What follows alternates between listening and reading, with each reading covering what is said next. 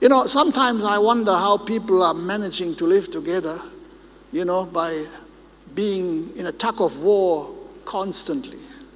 Meanwhile, marriage is given to us to be a blessing, you know. I'm not saying that in marriage everything is bliss and everything will fall into place by itself. No, marriage is work. And marriage will always be what you make it to be. Okay? It's hard work. But I enjoy my marriage. It's beautiful. It's harmonious. It's loving. And whatever sacrifice I have to take in order to continue on that course, I will gladly do it, because actually it is giving me a great reward. Okay?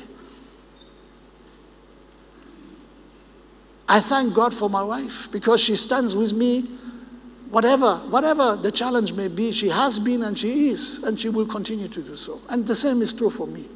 I don't mind, you know, like in the time when we were in quarantine, you know, we wash the dishes together, okay?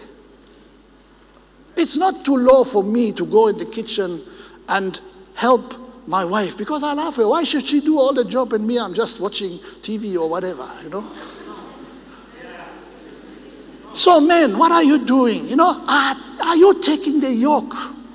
Are you willing to sacrifice? And you know, the Bible tells us the yoke of Christ is easy, and the same is true in marriage. If you take the yoke, you will get something back that is beautiful, that is sweet. Okay? That's what the Lord desires. So don't take things easy and for granted, you know. Don't be somebody who wants to be served all the time, but be a servant. In fact, the Bible tells us the one who wants to be great must be the servant of all. And the example that Jesus has given us is exactly that he became the servant of all of mankind. Those who pursue righteousness and those who don't. Because Jesus did not just die for a few select people, he died for everyone. Whether they will accept his salvation, whether they will walk with him, that's up to their own choice. But thank God, Christ has come to give us life. And he is doing good things in our lives, if only we give him the opportunity to do so. So remember, we must learn and we must change. Just like Jesus says, learn from me, and who is learning is changing. Okay? Jesus is gentle and humble in heart, and when we walk with Christ, we will become like that.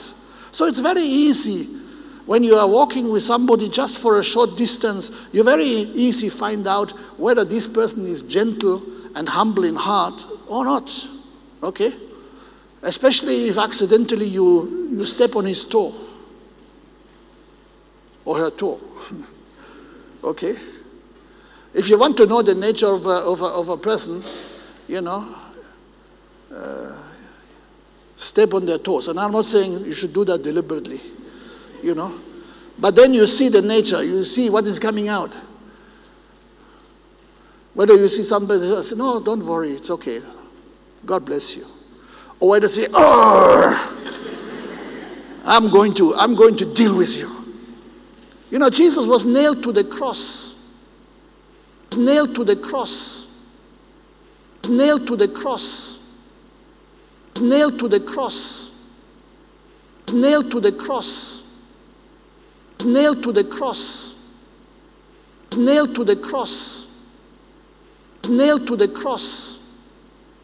Nailed to the cross.